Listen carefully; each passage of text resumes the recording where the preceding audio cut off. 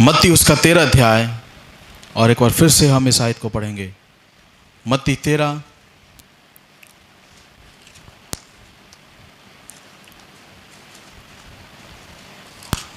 आप मेरे साथ निकालेंगे और उसके 10 वचन से लेके 17 वचन तक हम यहाँ पर पढ़ेंगे।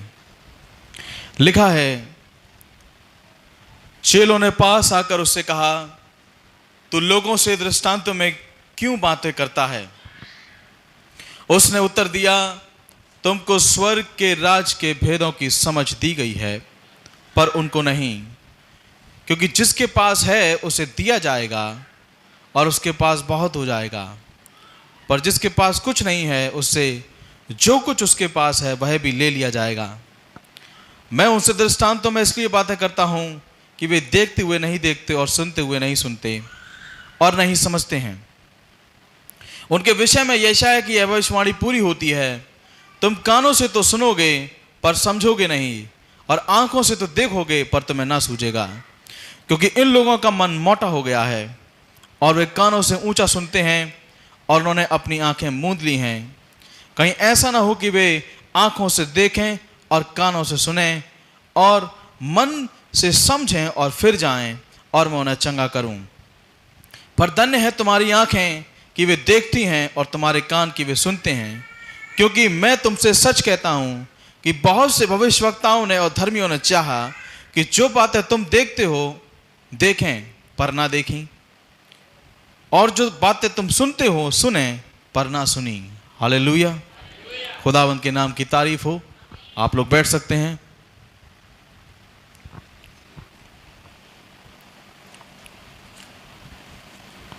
बोलो प्रभु यीशु मसीह की हमारे बीच में खुदावंद के नाम की तारीफ होने पाए कि आज की शाम में हम यहाँ पर इकट्ठे हुए ताकि उसके नाम को धन्य कह सकें। हालेलुया। कुछ बातों के विषय में हम यहाँ पर इकट्ठे होते हैं ताकि वचन से कुछ बातों को समझ सकें। हालेलुया।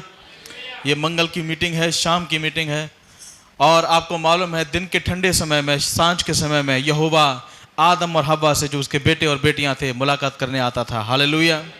और मैं विश्वास करता हूं कि आज की शाम भी प्रभु यहां पर मौजूद हैं और वो मुझसे और आपसे मुलाकात करने के लिए यहां पर आ रहे हैं। हालेलुया। क्या आप विश्वास नहीं करते? कुछ लोग अभी नींद में हैं, मैं कहूं नींद से बाहर आ जाओ। ये वचन के शुरू होने का समय हो चुका है। हालेलुया। क्योंकि जो वचन में अब आपको सुनाया जाने वाला है, कहीं अगर वो आपके जीवन से निकल गया, वो आपके दिमाग से छूट गया, तो समझ लीजिए आपका आना यहाँ पर व्यर्थ रहेगा। आपके आने का कोई भी मतलब यहाँ पर बनेगा नहीं। तो आपके आने का मतलब तब बनेगा मेरे भाई मेरी बहन, जब जो वचन प्रचार हो रहा है उस वचन को आप समझ सकें। हालेलुया। उस वचन को आप सुन सकें और उसको अपने जीवन में लागू कर सकें। बोलो प्रभु यीशु मसीह की।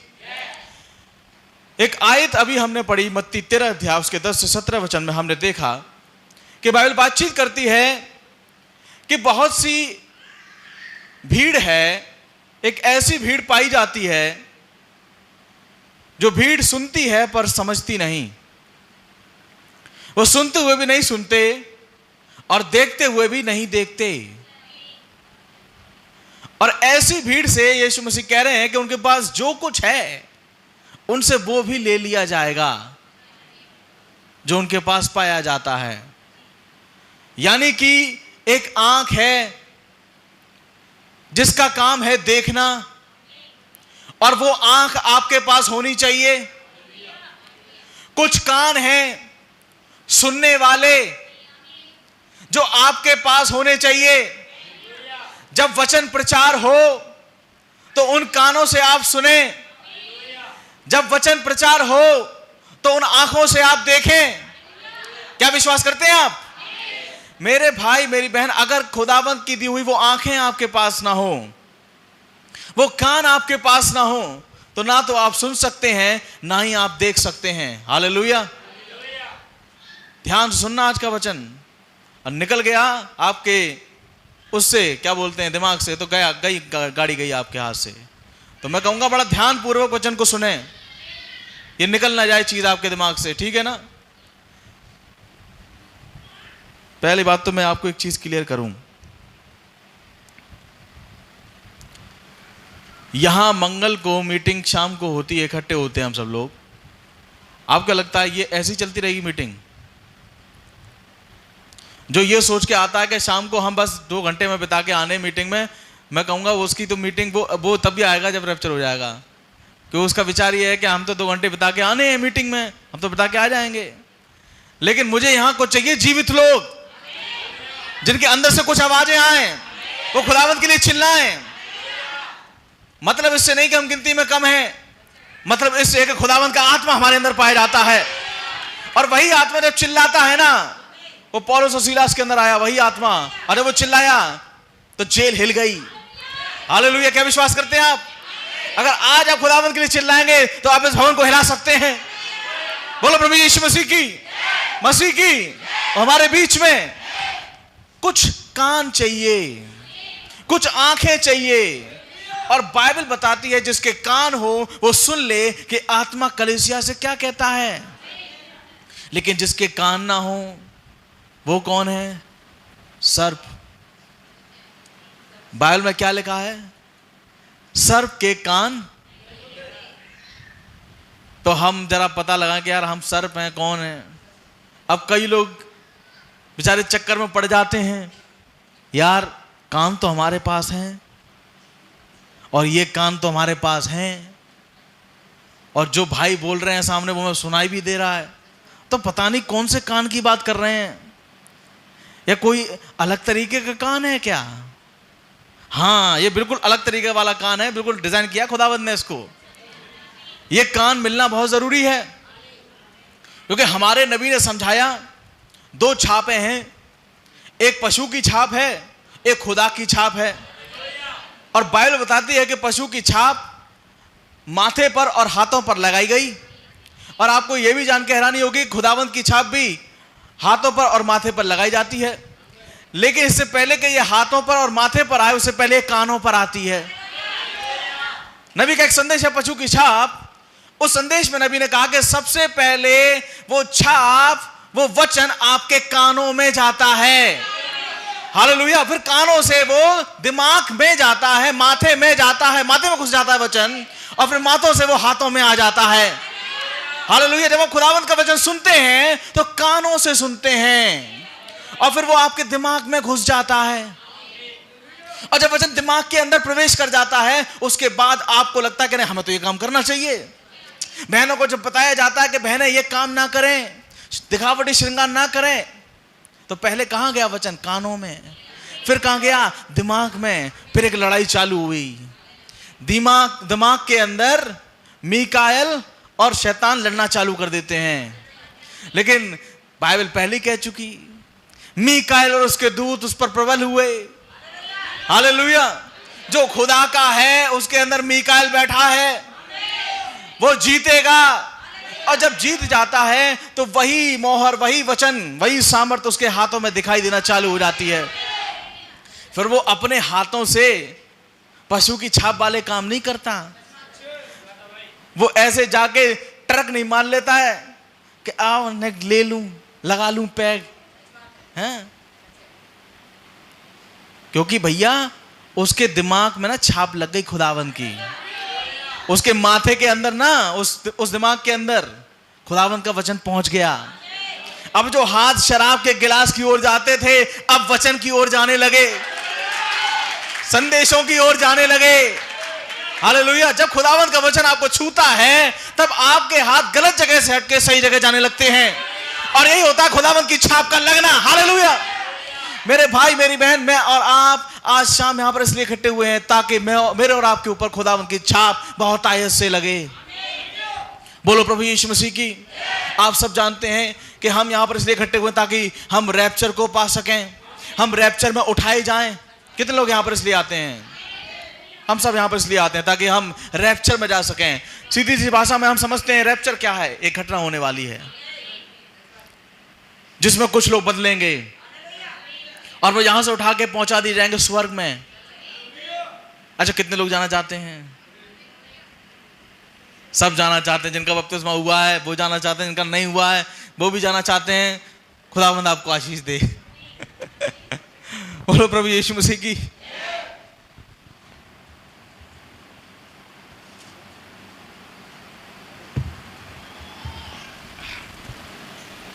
ध्यान सुनिए, आज का मैसेज आपके लिए बड़ा ही लाभदायक होगा। और वैसे भी खुदावंद का वचन लाभदायक ही होता है अगर उसे सही तरीके से लिया जाए। हालेलुया। सबसे पहली बात मैं आपको ये समझाना चाहता हूं वचन से एक चीज। जिस समय में हम रह रहे हैं मेरे भाई मेरी बहन, ये सच्चाई है कि लोग देखते हुए भी नहीं देख पा रहे और सुनते हुए भी नहीं सुन पा रहे हैं। आज इस मैसेज के अंदर, जिसे हम एंड टाइम मैसेज कहते हैं, कई तरीके की भ्रांतियां आज पाई जाती हैं। इस मैसेज के अंदर बहुत से लोगों ने अपने आप को ऊपर उठाया और अपने आप को शोमैन बनाया कि हम हैं आदिल फादिल डिग्रीधारी, हमारी सुनो, हम जो कह रहे हैं, हमारा चर्च जो कह रहा है वो है फाइनल। लेकिन मैं आपको बताना चाहता हूं, जो नबी कह के चले गए वो ही हमारे और आपके लिए फाइनल है। नबी की बात से आगे हम किसी की बात नहीं मानते। हालेलुया।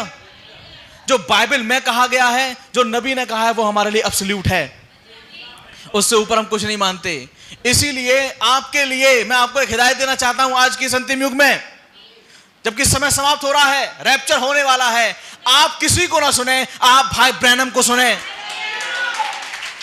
आप अपने पास्टर को सुने।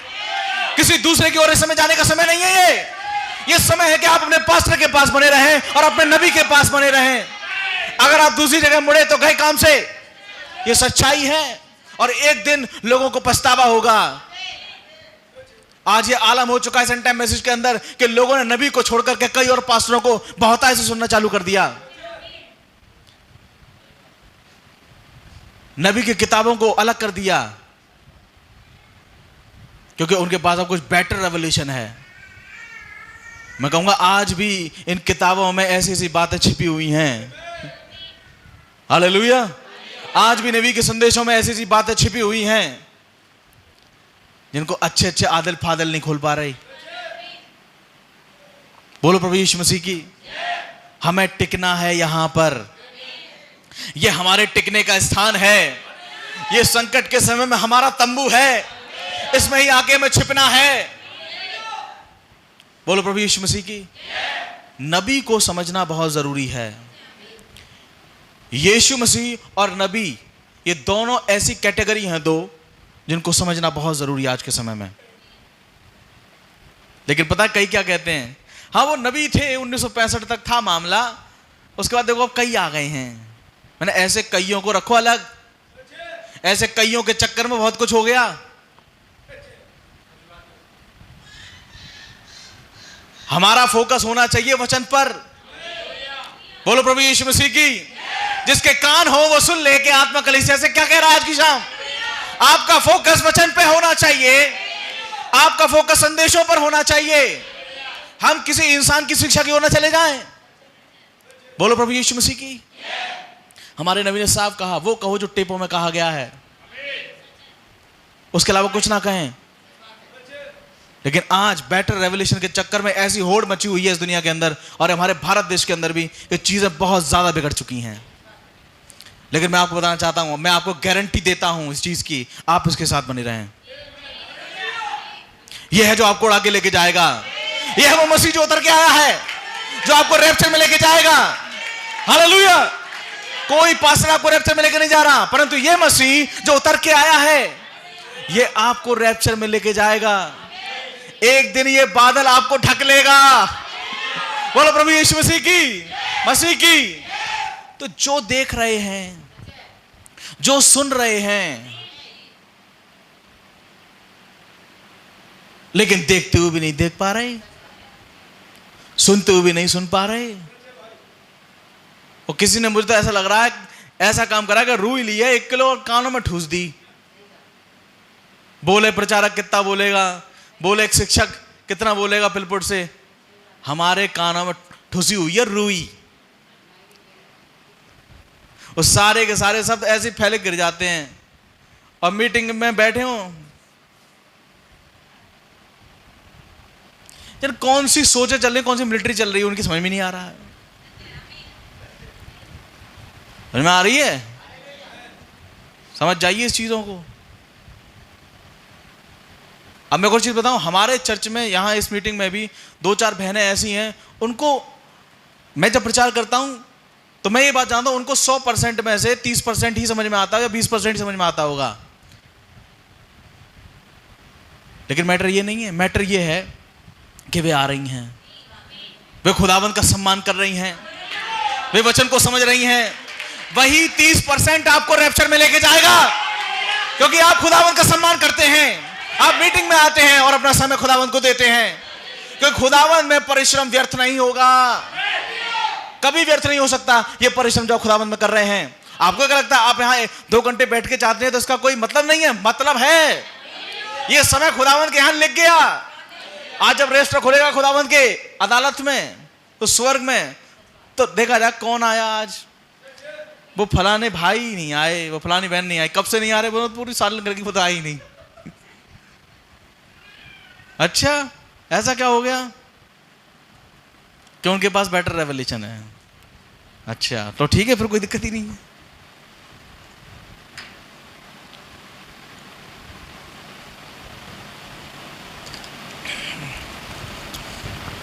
बोलो प्रभु यीशु मसीह की। खुदावंद ने इस युग के अंदर एक नबी को भेजा, हम सब जानते हैं। कितने लोग भाई ब्रैनम का नाम जानते हैं? जी हाँ, खुदावंद ने एक नबी को भेजा जिसको हम विलियम मैरियन ब्रैनम के नाम से पहचानते हैं। और ये वो व्यक्ति है जिसको खुदावंद ने इस युग के अंदर बहुतायत से इस्तेमाल किया। और ये हमारा नबी भी है, ये 7वां दूत भी है।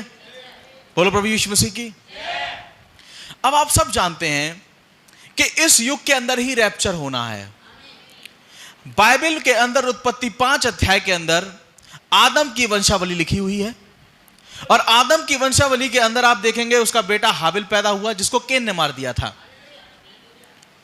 उसके बाद शेत पैदा हुआ, एनोस पैदा हुआ, और ऐसे करके बच्चे पैदा होते चले गए। और उसमें 7वां पैदा हुआ जिसका नाम हनोक था। और हनोक अपनी पीढ़ी में 7वां था। ये आप सब जानते हैं। यहूदा की किताब उसके पहले अध्याय को जब आप पढ़ेंगे तो आपको पढ़ने को मिलेगा कि हनोक अपनी पीढ़ी में 7वां था। हालेलुया।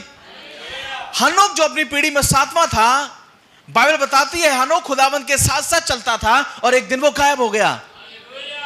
क्या विश्वास करते हैं आप? हनोक खुदावंद के साथ साथ चलता था और एक दिन वो गायब हो गया। वो 7वां था। आज हम भी अपनी पीढ़ी में 7वें हैं, क्योंकि 7 कलीसियाई काल है। पहला Ephesus, Smyrna, पुरगमुन, Thyatira, Sardis, Philadelphia, उसके बाद 7वां काल लौदीकिया। कितने काल हैं बाइबल में? 7 काल। आप सब जानते हैं। ये नई, आप कोई पुरानी चीज नहीं है, नई चीज नहीं है। आपसे यह सब आपके लिए पुराना हो चुका है। तो खुदावंद का रहम हो। और किसी को अगर नहीं भी पता हो तो प्रकाशित 1 अध्याय पढ़ लेना, आपको वहां पर 7 कालों के नाम पढ़ने को मिल जाएंगे। 7 काल, जब से मसीह यीशु गए उसके बाद से एक समय चालू हुआ। पहला काल चालू हुआ इफिसुस काल, जो कि 53 AD से चालू होता है। उसके बाद समय बीतता चला गया। हालेलुया। आइए कुछ बना देते हैं आपके लिए, जिससे आपको कुछ चीज समझ में आए कि हम किसके विषय में बात कर रहे हैं।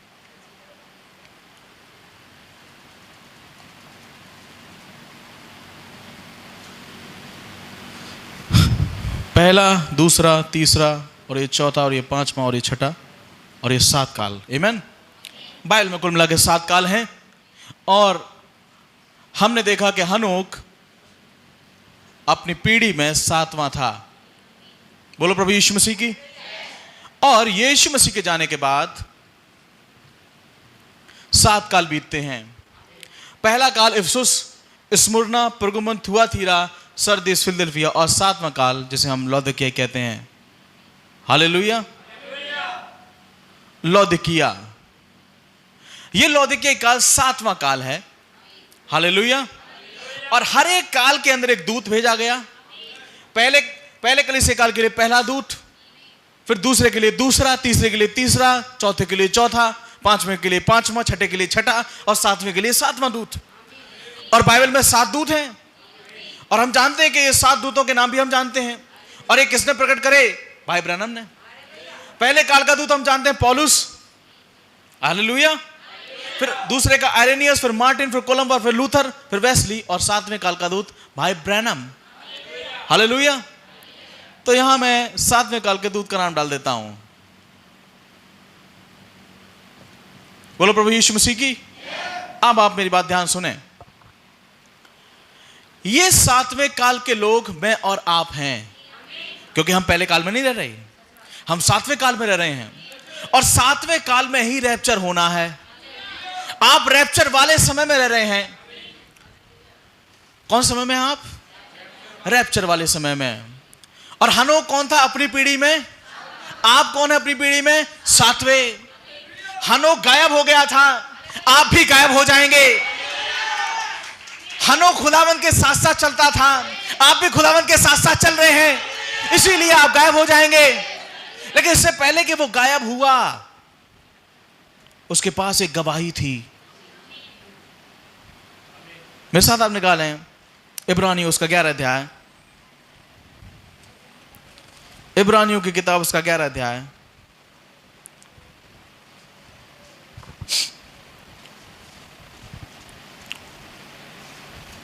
और मैं चाहूंगा कोई भी भाई मेरी मदद के लिए 11 अध्याय उसके 5 वचन को जरा सा पढ़ दें। विश्वास ही से क्या हुआ? हनोक। हाँ जी बिल्कुल, आगे पढ़ें। मृत्यु को ना देखे जी। जी हाँ, किसने उठाया उसको? खुदा ने। आमीन। आगे पढ़ें जी। जी, उसके पास एक गवाही थी। इससे पहले कि वो उठाया गया, उसके पास एक गवाही थी। और उसने की गवाही क्या? उसकी गवाही में उसने खुदावंत को प्रसन्न किया था। अब मैं आपको यह बात बता दूं कि हनोक की गवाही ये नहीं थी कि उसको स्कूटर मिल गया, उसके मकान पे लेंटर पड़ गया, उसको डेंगू हो गया, वो ठीक हो गया। ये गवाही नहीं थी हनोक की। और मैं आपको एक और चीज बताऊं, असल गवाहियां ये होती नहीं है। ये असल गवाहियां नहीं है। आप कहेंगे भैया आप कैसी बातें कर रहे हैं, अगर हम परेशान हैं खुदावंद ने हमें ठीक कर दिया, वो असल गवाही नहीं है क्या? जी हां। जैसे कि जब आप डेंगू आपको हो जाए, मान के चलिए आपने दुआ करी, आप चंगे हो गए, वो असल चंगाई नहीं है, क्योंकि आपको डेंगू दोबारा भी हो सकता है। बात आ रही समझ में? अगर आपके घर पर लेंटर पड़ गया तो वो असल गवाही नहीं, वो टूट भी सकता है बाद में। तो फिर असल चंगाई क्या? नबी ने कहा असल चंगाई रैप्चर है, क्योंकि जब रैप्चर हो जाएगा तो फिर कभी आप बीमार ही नहीं पड़ेंगे। तो फिर असल गवाही है क्या? कईयों की गवाहियां बड़ी अजीब होती हैं। मैं सुबह उठा, मैंने अपना स्कूटर निकाला, जैसे ही मैंने अपना स्कूटर निकाला उसमें मैंने किक मारी, वो स्टार्ट नहीं हुआ। फिर मैंने दूसरी किक मारी, फिर भी वो स्टार्ट नहीं हुआ।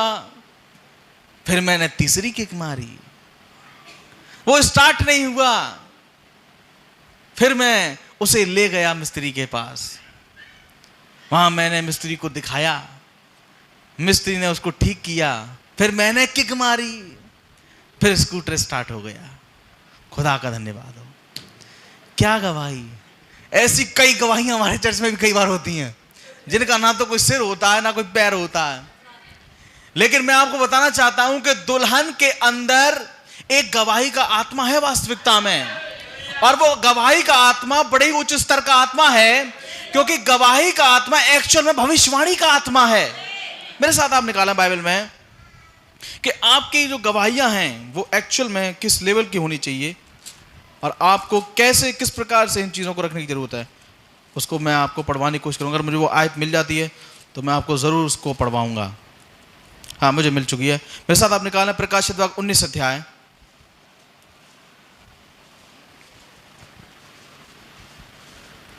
प्रकाशित 19। और मैं चाहूंगा भाई एडिसन आप मेरी मदद करें, आप 10वें वचन को आप पढ़ सकते हैं। और मुझे लगता है शायद ये माइक वहां से खुला नहीं होगा, आप खोल लेंगे तो अच्छा रहेगा आपके लिए। उसका स्लाइडर होता है, वो आप ऊपर कर सकते हैं तो वहां से ओपन हो जाएगा। बोलो प्रभु यीशु मसीह की। कितने लोग खुश हैं? अच्छा लग रहा है आप लोगों को? अरे अभी बस बने रहिए, अभी देखिए क्या क्या खुलता है वचन में। बोलो प्रभु यीशु मसीह की। प्रकाशित वाक्य 19 उसके 10 वचन को भाई पढ़ेंगे और हम सब लोग वचन को बड़े ध्यान पूर्वक सुनेंगे।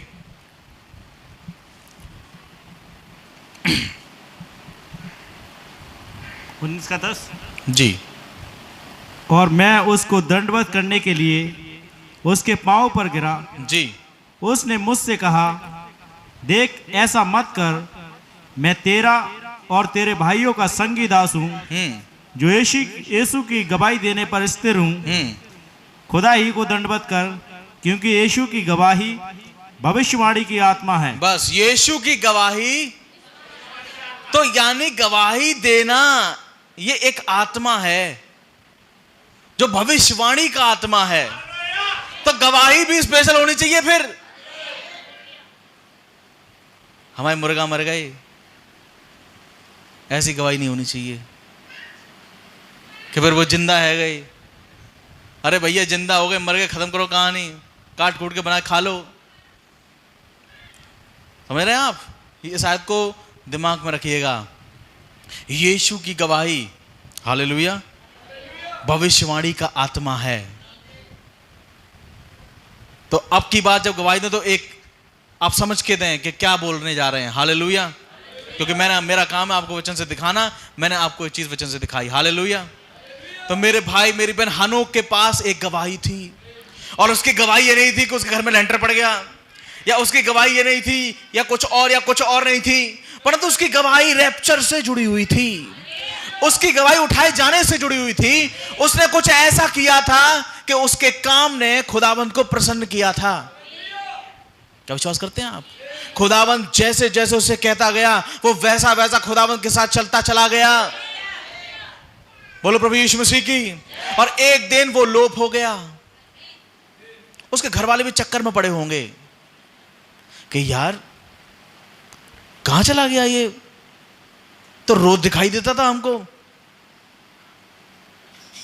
घर के होंगे दादा दादी बच्चे, आज नाना नहीं दिखाई दे रहे, आज पापा नहीं दिखाई दे रहे, पापा कहां चले गए हैं। लेकिन उनको क्या पता कि पापा तो गए।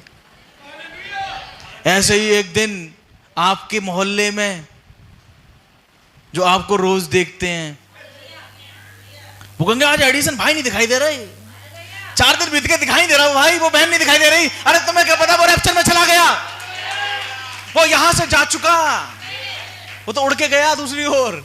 हालेलुया। लेकिन उससे पहले गवाही जीवन में अपने जीवन को ठीक करें, अपने आप को वचन के अनुसार बना लें, अपने जीवन को वचन में ढाल दें। क्यों? क्योंकि एक रैप्चर होने वाला है, एक उठाया जाना होने वाला है। ये देह बदलने वाली हैं, ये जिस्म बदल जाएंगे।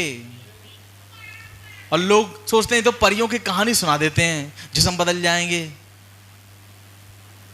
लेकिन क्या पता उनको कि ये कोई परियों की कहानी नहीं, ये जीवित खुदावन का वचन है जो काम करता है। एक दिन कुछ लोग बदलेंगे। बोलो प्रभु यीशु मसीह की। उसके पास एक गवाही थी। हालेलुया। हनोक अपनी पीढ़ी में 7वां था, हम भी अपनी पीढ़ी में 7वें हैं। और एक रैप्चर है जो होने वाला है इस युग के अंदर, और हम उस रैप्चर को देखने जा रहे हैं। हालेलुया। कई बार मैंने आपको मंगल की मीटिंग में दिखाने की कोशिश करी कि हम जा रहे हैं, हम जा रहे हैं, हम जा रहे हैं, और हम वास्तविकता में जा रहे हैं। ये तो उस दिन प्रकट होगा। कई लोग दावा भरते हैं कि हम जा रहे हैं। खैर वो उनके अपने दावे में, उसमें कुछ नहीं कह रहा, लेकिन खुदावन जो हमारे ऊपर खोल रहा है, जो हमारे चर्च के ऊपर खोल रहा है, उसके बेस में मैं ये कह रहा हूं कि हम यहां से जाने वाले हैं। कोई दुनिया की ताकत हमें नहीं रोक सकती। बोलो प्रभु यीशु मसीह की। खुदावन अलौकिक रीति से काम करने वाला खुदा है। हमारा खुदावन जिंदा खुदा है। वो अजूबों का खुदा है। वो हमारे लिए अजूबे करता है। वो मरे हुए लोगों को जीवित कर देता है, कोड़ियों को शुद्ध कर देता है, लंगड़ों को चला देता है, अंधों को आंखें दे देता है। वो हमारा ऐसा खुदा है। हालेलुया। जब वो आज इस युग में आया था उसने यही काम किए ताकि हम पहचान सके कि वही है। क्योंकि यीशु मसीह जब आए तो उन्होंने कहा अगर तुम विश्वास ना करोगे कि मैं वही हूं तो अपने पापों में मरोगे। बोलो प्रभु यीशु मसीह की।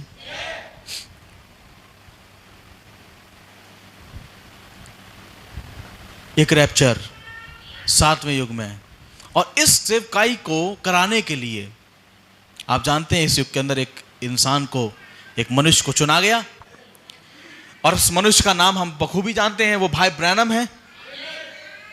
और आप सबको वो छोटा सा वाक्य पता है कि एक दिन 1933 में ओहायो नदी में भाई ब्रैनम बपतिस्मा दे रहे थे। और जब भाई ब्रैनम बपतिस्मा दे रहे थे तो जब उन्होंने 17वां बपतिस्मा किया, जब वो 17वां बपतिस्मा कर रहे थे तो आकाश से एक रोशनी वहां पर उतरी, और ये वो वही रोशनी थी जो अभी इनके सर पर पाई जाती है। हालेलुया।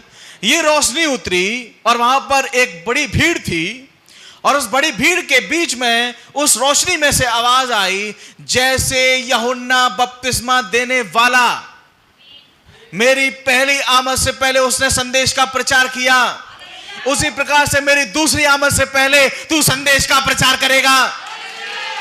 हालेलुया।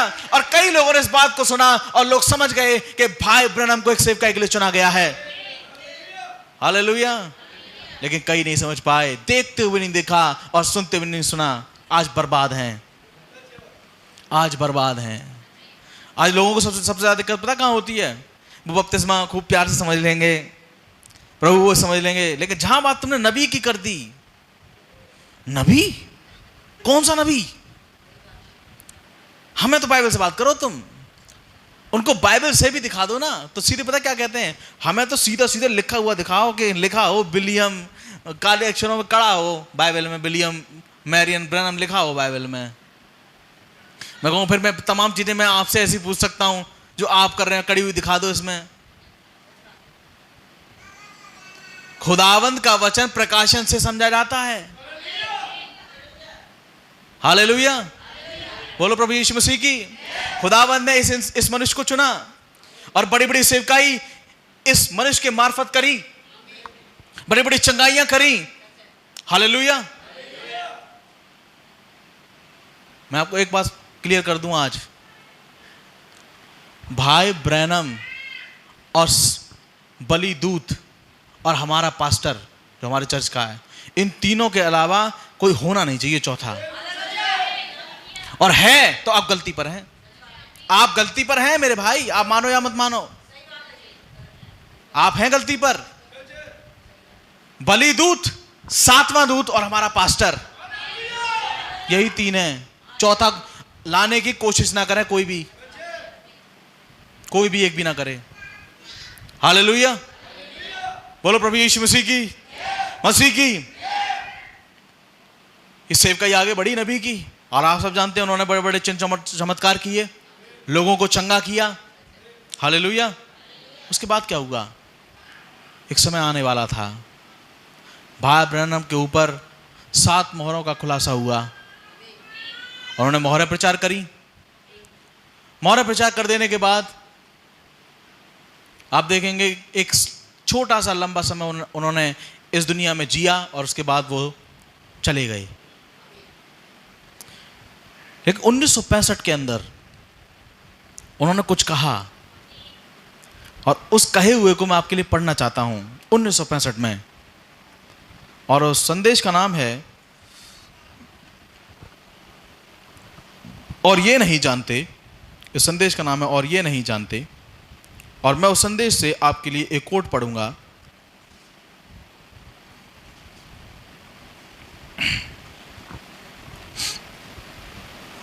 और आप उस कोट को ध्यानपूर्वक सुने। ये इंग्लिश में है, लेकिन मैं आपके लिए जरूर इसकी हिंदी करूंगा।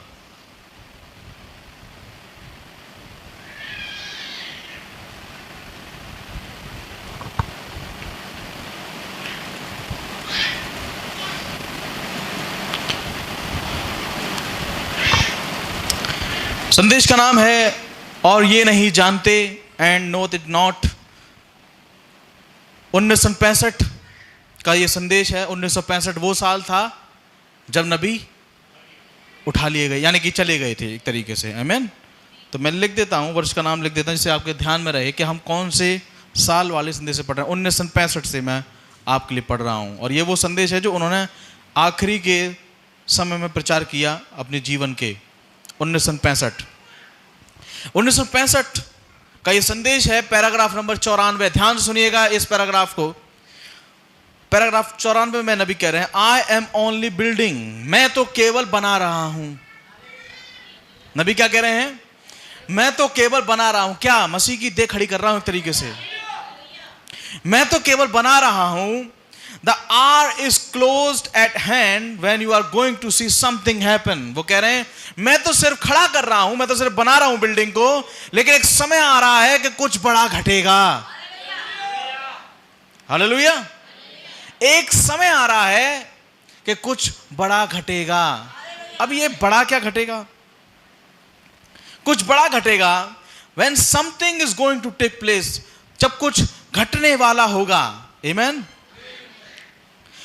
And all this background has only been laying a foundation for a short, quick message that will shake the world, that will shake the whole nations. आइए मैं इसकी हिंदी आपके लिए कर देता हूं, जिससे कि आपको समझ में आ जाए। नबी कह रहे हैं, मैं तो सिर्फ बना रहा हूं, खड़ा कर रहा हूं बिल्डिंग को।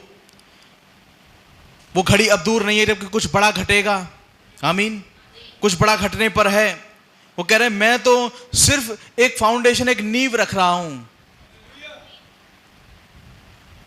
मैं तो सिर्फ एक नींव रख रहा हूं, मैं सिर्फ एक बिल्डिंग खड़ी कर रहा हूं। नबी कह रहे हैं, लोग कह रहे हैं, लेकिन एक छोटा जागृति वाला संदेश आएगा। हैं? नाम ले देते हैं इसका, शॉर्ट क्विक मैसेज।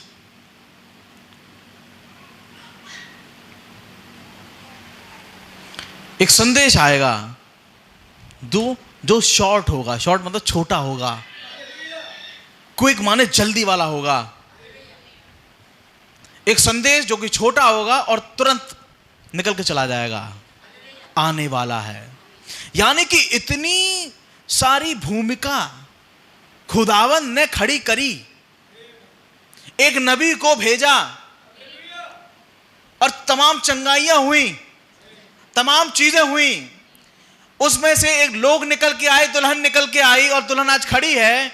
किसके लिए? सिर्फ एक छोटे से एक संदेश के लिए जो अब आने वाला है। और नबी कह रहे हैं कि जब वो छोटा संदेश आएगा दुल्हन के ऊपर, उसके लोगों के ऊपर, तो वो सारे संसार को हिलाएगा। हालेलुया। एक संदेश छोटा, शॉर्ट क्विक मैसेज, छोटा मतलब शॉर्ट से आप समझ सकते हैं, थोड़े दिनों के लिए बस यूं निकल के चला जाएगा और खुदावंद के लोग यहां से चले जाएंगे। सारा राष्ट्र हिलाया जाएगा, सारी दुनिया हिलाई जाएगी उस छोटे से मैसेज के द्वारा, जो कि थोड़े समय के लिए होगा। तो मतलब मेरे भाई मेरी बहन, हम जो कुछ सुन रहे हैं, समझ रहे हैं, सारी चीजें हम कर रहे हैं, क्या ये सब इसलिए हम कर रहे हैं ताकि हम मजबूत हो जाएं इस मैसेज को लेने के लिए, जो कि बस अब खुलने वाला है। और जब ये खुलेगा तो हम क्या करेंगे? हम जो दुल्हन हैं सारी दुनिया को हिलाएंगे। हम इसका इंतजार कर रहे हैं। इसका मतलब कई लोग कहते हैं सब कुछ प्रकट हो गया, सब कुछ प्रकट हो गया। इसका क्या मतलब है? सब कुछ तो प्रकट हो गया। हालेलुया। बात आ रही समझ में? कितनों की आ रही समझ में? आपको संदेश सुनाया जा रहा है, आप हर मंगल आते हैं, हर संडे आते हैं, वेडनेसडे भी आते हैं, आपको चीजें सिखाई जाती है, समझाई जाती है। क्यों?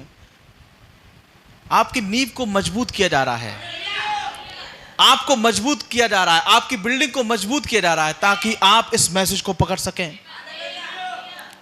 एक शॉर्ट क्विक मैसेज, छोटे अंतराल का संदेश आएगा जिसमें बहुत कुछ हो जाएगा। और सबसे बढ़िया बात, शैतान इसको कभी नहीं जान पाएगा। केवल खुदावंद के लोग ही इसको जान पाएंगे। शैतान कभी इस चीज को समझ नहीं पाएगा। लेकिन फिर कौन जानेगा? यहां पर जो लोग बैठे हैं, जो दुनिया की नजर में कुछ नहीं है, जिन्हें दुनिया कीड़ों की तरह देखती है, बड़े बड़े धनाढ्य लोग जिन्हें कीड़ों की तरह देखते हैं, ऐसों के लिए खुदावन इस मैसेज को खोलेंगे।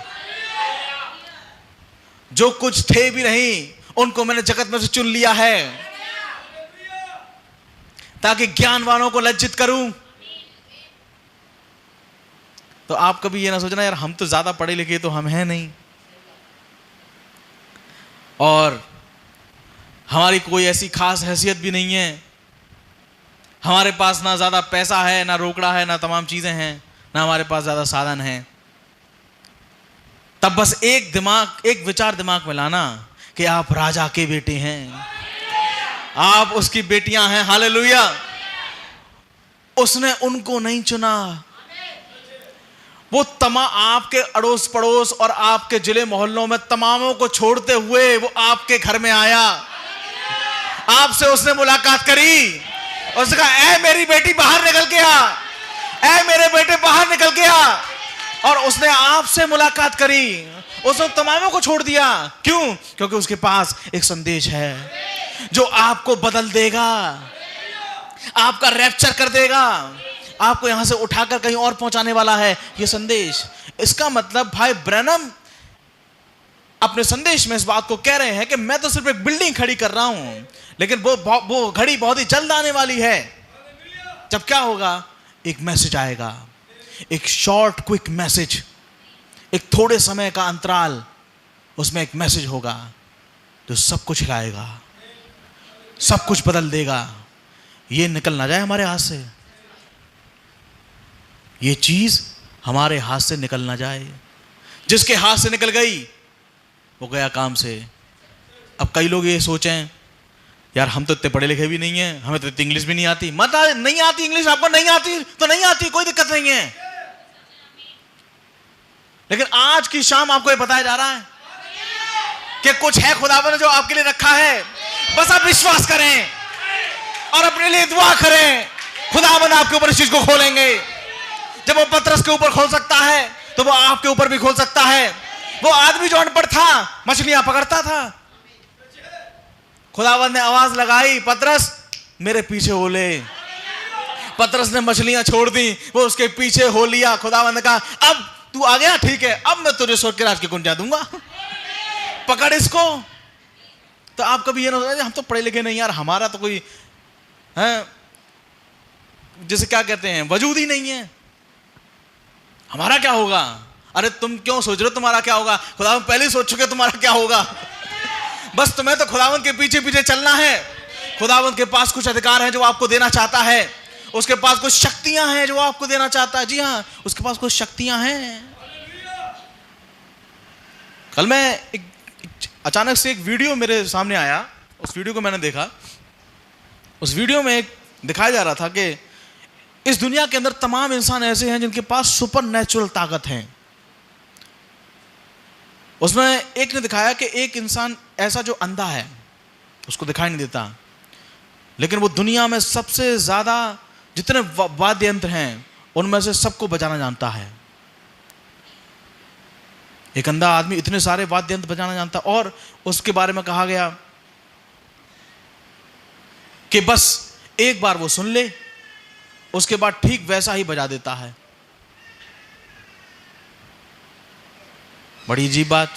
एक लड़की उसमें दिखाई गई जिसके पास उसकी आंखों में ये ताकत थी कि वो आंखों से ही एक्सरे कर देती थी, यानी कि वो उसकी अपनी आंखों से वो आपके अंदर का कंकाल देख सकती है और ये देख सकती है आपके अंदर स्टोन वगैरह या और चीजें तो नहीं है।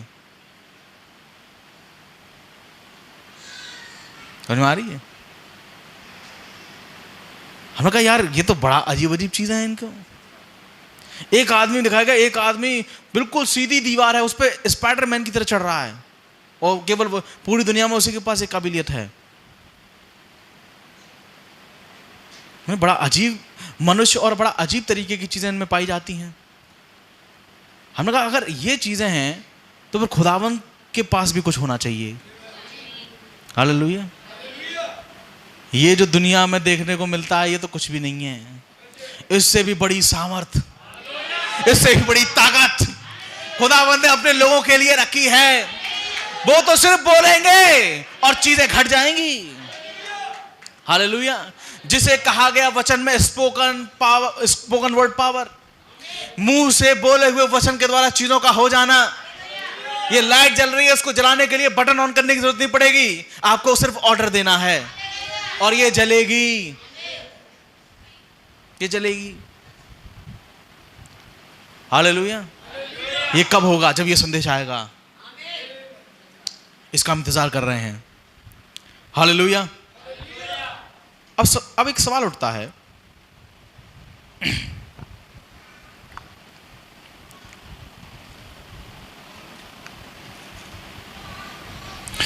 कि अगर भाई ब्रैनम कह रहे हैं कि एक मैसेज आएगा जो कि थोड़े समय का होगा और वो इस तरीके का होगा कि वो सारी दुनिया को, सारे राष्ट्रों को हिलाएगा। तो फिर 1963 में क्या हुआ था? क्या वहां पर कुछ ऐसा था जो छोड़ दिया गया था? क्या आप सुनना चाहते हैं?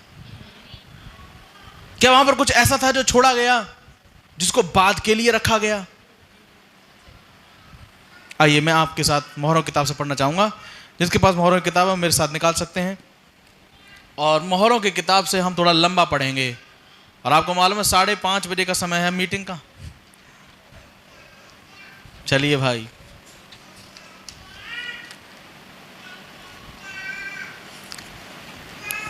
सातवीं मोहर को निकाल सकते हैं।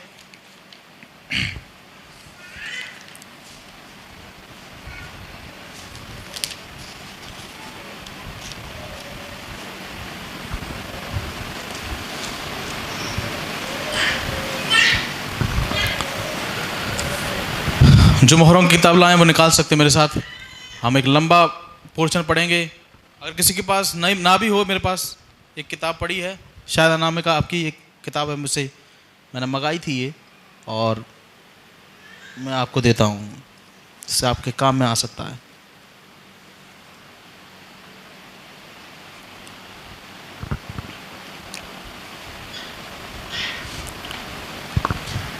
और आइए हम इसमें से हम पढ़ेंगे। एक लंबा पैराग्राफ हम पढ़ने जाएंगे। तो क्या आप तैयार हैं? पढ़ना चालू करें? सुनिए ध्यान से। हम पढ़ रहे हैं 7वीं मोहर, उसका पेज नंबर 739 और पैराग्राफ नंबर 232।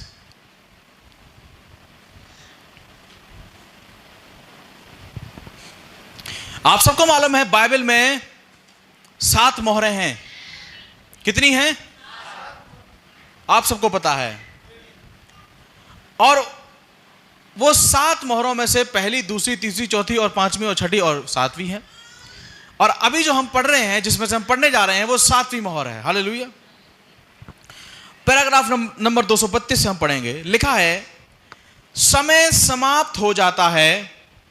बाइबल ऐसा ही कहती है। मत्ती का 7वां अध्याय, मेरा मतलब है प्रकाशित वाक्य 7वां अध्याय, 10वां अध्याय और 1 से 7 पद, समय समाप्त हो जाता है। क्या आप सबने प्रकाशित 10 अध्याय पढ़ा है?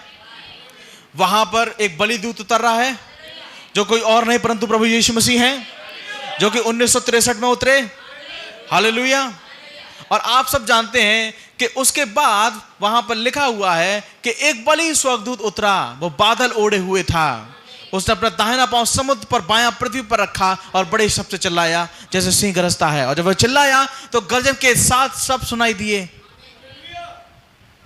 और जब वो चिल्ला चुका तो उसने शपथ खाई और लिखा, अब तो और देर ना होगी। हालेलुया। तो नबी उसी को लेकर कह रहे हैं। प्रकाशित वक्त 10वां अध्याय और 1 से 7वां पद, समय समाप्त हो जाता है। स्वर्गदूत ने कहा था समय और ना रहेगा। अगर आप एक काम कर सकते हैं, अगर इस बच्चे को थोड़ी देर के लिए बाहर लेके जा सकते हैं तो ये बहुत अच्छा रहेगा, क्योंकि ये जो मैं पढ़ रहा हूं ये बहुत ज्यादा इंपॉर्टेंट है।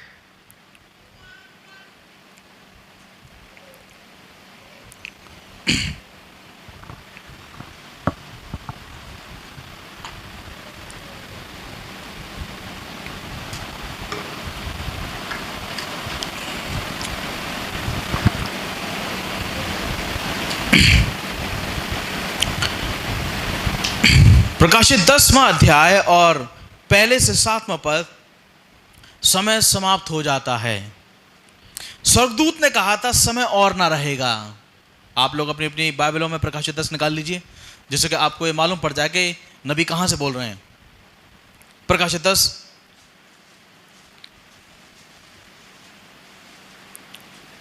और मैं चाहूंगा भाई एडिसन 6 पद को पढ़ दें, जिससे कि लोगों को पता लगे कि नबी कौन सी आयत से बोल रहे हैं। प्रकाशित 10 अध्याय 6 वचन।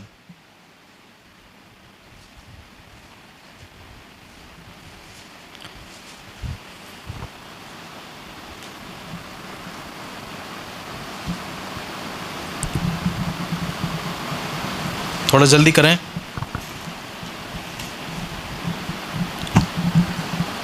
और जो युगानुयुग जीवता है और जिसने स्वर्ग को और जो कुछ उसमें है और पृथ्वी को और जो कुछ उस पर है और समुद्र को और जो कुछ उसमें है सृजा, उसी की शपथ खाकर कहा, अब तो और देर ना होगी। अब तो और देर ना होगी। हालेलुया। ये आयत कहां पे आ रही है? प्रकाशित 10 अध्याय में, जब बलिदूत उतर चुका है। हालेलुया। और आप जानते हैं बलिदूत कब उतरा? 1963 में। बोलो प्रभु यीशु मसीह की। और तब से घोषणा हो चुकी है कि समय खत्म हो रहा है। हालेलुया। और दुल्हन का समय रैप्चर पर खत्म हो जाएगा। लिखा है, नबी कह रहे हैं, स्वर्गदूत ने कहा समय और ना रहेगा। और यहीं पर आप देख रहे हैं स्वर्गदूत ने शपथ खाई, अब समय और ना रहेगा। जब वह इस महान बात को घटित होने के दिनों में, 233 पैराग्राफ, इस समय में हर चीज पूरी हो जाती है। अंत में, इस 7वीं मोहर के अंत में, ध्यान दें, यह कलीसियाई काल का अंत है। 7वीं मोहर किसका अंत है? अब आइए थोड़ा सा पढ़ते हैं और मैं आपके लिए कुछ लिखूंगा, उसको आप ध्यान से समझें। इन चीजों को हमने पहले भी कई बार देखा है, लेकिन इस बार हमारे पास एक फर्क चीज है समझने के लिए, इसलिए हम इसको दोबारा से बनाएंगे। और मैं यहां लिखता हूं 7वीं मोहर।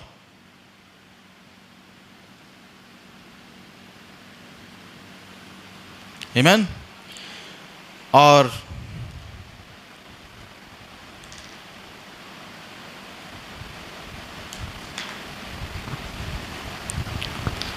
लिखा है, इस 7वीं मोहर के अंत में, यह कलीसियाई काल का अंत है। 7वीं मोहर किसका अंत कर रही है? कलीसियाई कालों का। बोलो प्रभु यीशु मसीह की। तो 7वीं मोहर अंत कर रही है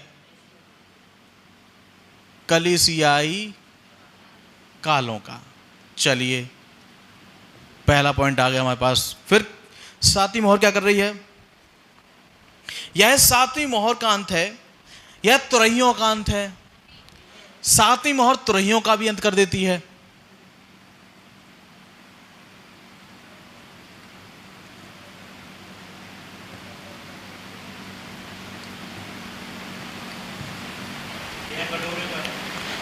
हाँ पढ़ दीजिए भाई।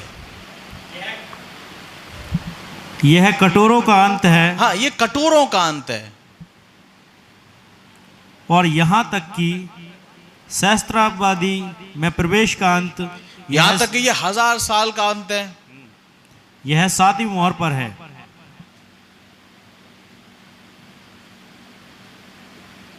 ये सब कहां अंत हो रहे हैं?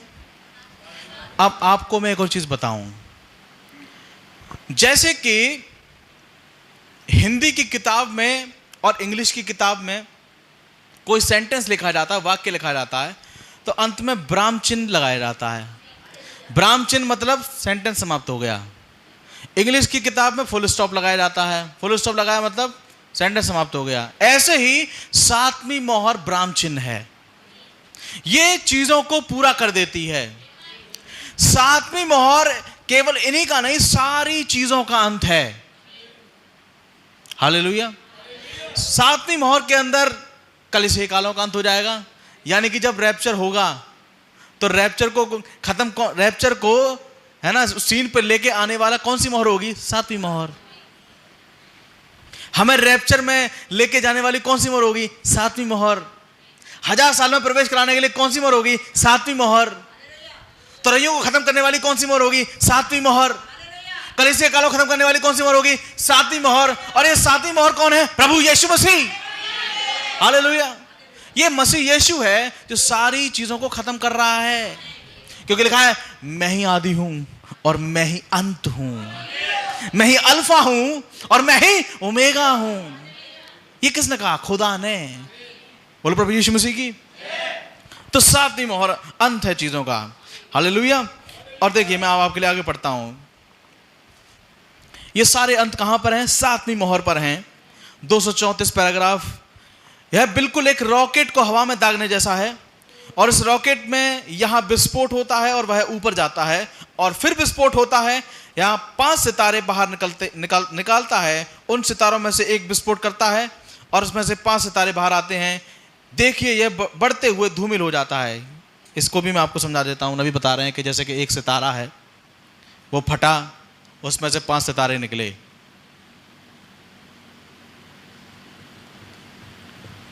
फिर इसमें से एक फटा, इसमें से 5 निकले। इस प्रकार से इसको हम बाद में समझेंगे। मैंने पहले भी एक बार आपको समझाया था कि कैसे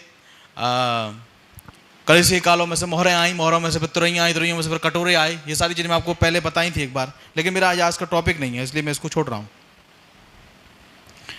पैराग्राफ नंबर 235 को पढ़ेंगे। सातवीं मोहर यही है, यह तो बस संसार के लिए समय को समाप्त कर देती है। सातवीं मोहर क्या करती है? समय को। हम भी बड़ा इंतजारी में हैं, प्रभु रैप्चर कर दो, उठाया जाना हो जाए।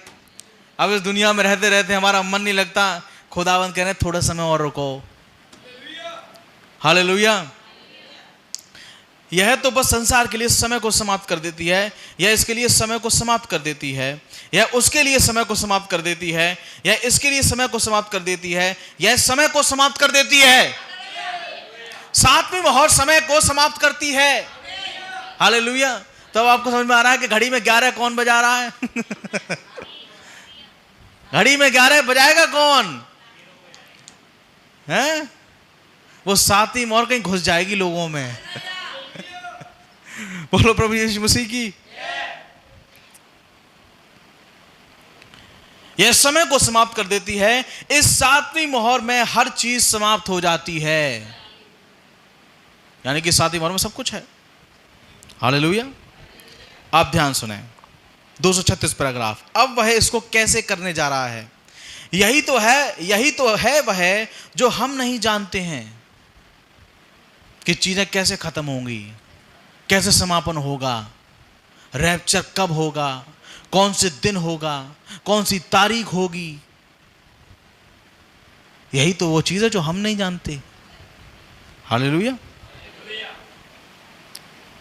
यही तो वो चीज है जो हम नहीं जानते हैं।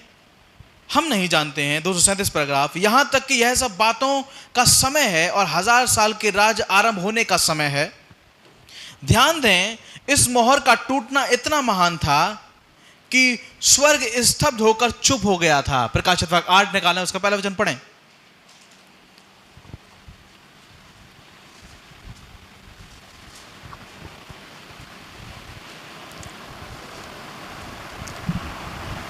जब उसने सातवीं मोहर खोली जी, तो स्वर्ग में आधे घंटे तक सन्नाटा छा गया। जी, बस इतनी है मोहर। एक आयत में मोहर खत्म। जब उसने सातवीं मोहर खोली तो आधे घंटे का। लेकिन यार हम तो पढ़ रहे हैं कि सातवीं मोहर कलीसिया कालों का अंत है, तुरैयों का अंत है, इसका अंत है, यानी कि इतनी बड़ी मोहर, और उसके बारे में सिर्फ ये लिखा है कि जब खोली गई तो आध घंटे का सन्नाटा। समझो क्या समझोगे? तब फिर बुद्धि घूमती है कि ऐसी बात को समझने के लिए एक नबी की ही जरूरत पड़ेगी। हालेलुया। इसलिए हमारे पास आज एक नबी भी है। हालेलुया। अब वो कह रहे हैं यही तो वो चीज है जो हम नहीं जानते हैं। हालेलुया। नबी कह रहे हैं इस मोहर का टूटना इतना महान था कि इससे स्वर्ग स्तब्ध होकर चुप हो गया था। और आप देखें सब चुप हैं। आधे घड़ी के लिए मौन हो गया था। अब क्या यह महान है? यह क्या है? स्वर्गों में सन्नाटा छा गया। जब सातवीं मोहर खुली तो स्वर्ग में सन्नाटा छा गया। वहां तो कोई हलचल तक नहीं हुई थी आध घड़ी के लिए। अब आध घड़ी शायद एक लंबा समय ना लगे यदि आपका अच्छा समय चल रहा है तो, परंतु मृत्यु और जीवन के बीच में अनिश्चितता में यह तो 1000 साल का प्रतीत हुआ। यह इतना महान था, यीशु ने इसका उल्लेख भी नहीं किया। उन वाक्यों में से किसी ने इसका उल्लेख नहीं किया। यीशु मसीह ने भी इसके बारे में कुछ नहीं बताया। आपको मालूम है, यीशु मसीह ने उसको छोड़ दिया था। पढ़ना चाहते हैं आप आयत? मत्ती 24 निकालें, मत्ती 24 निकालिए। आराम से बैठें और देखिए मत्ती 24 में क्या लिखा है। थोड़ा सा हम लोग जल्दी करेंगे। मत्ती 24 और उसके 36 और 37 वचन को पढ़ दें, बल्कि 36 को पढ़ दें, मालूम पड़ जाएगा। उस दिन और उस घड़ी के विषय में कोई नहीं जानता, जी, ना स्वर्ग के दूत और ना पुत्र, परंतु केवल पिता। ये आयत किसने बोली? प्रभु यीशु मसीह ने। उस दिन उस घड़ी के विषय में कोई नहीं जानता। ये उस दिन उस घड़ी क्या है? समय। क्या है ये? क्या तेज बोल सकते थोड़ा? क्या है ये? समय। और सारी चीजों का समय का मामला कौन सी मोहर में छुपा हुआ है? 7वीं मोहर में। खुदावंद यीशु मसीह ने छोड़ दिया। वो कह रहे हैं उस दिन उस घड़ी के विषय में कोई नहीं जानता, ना स्वर्गदूत जानते हैं, मीकाएल को नहीं पता, ना जिब्राइल को पता, ना पुत्र जानता यानी यीशु मसीह को भी नहीं पता, परंतु केवल पिता जानता। लेकिन आज, तब तो यीशु मसीह को नहीं पता था, लेकिन आज पता है, क्योंकि जब वो स्वर्ग पर गया तब उसे बहुत सी चीजें दे दी गई। हालेलुया। यीशु ने भी इसका उल्लेख नहीं किया, जैसा अभी हमने पढ़ा। वो कह रहे कोई नहीं जानता, न स्वर्ग के दूत जानते, ना पुत्र जानता है, परंतु केवल पिता जानता है। हालेलुया। 240 पैराग्राफ। यहां तक कि यूहन्ना इसके बारे में नहीं लिख सका। यूहन्ना भी इसके बारे में कुछ नहीं लिख सका। नहीं, उसे यहां पर इसे लिखने के लिए मना कर दिया गया था। अब यूहन्ना से क्या लिखने के लिए मना किया गया है? प्रकाशित 10 निकालें। देखो आज का जो थोड़ा मैसेज है ना, वो थोड़ी ने कर्री रोटी है, उसको पचाएं।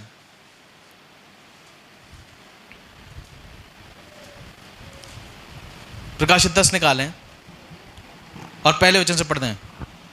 फिर मैंने एक और शक्तिशाली स्वर्गदूत को बादल ओढ़े हुए स्वर्ग से उतरते देखा। जी। उसके सिर पर मेघ धनुष था। जी। उसका मुंह सूर्य के समान और जी। उसके पांव आग के खंभे के समान थे। जी।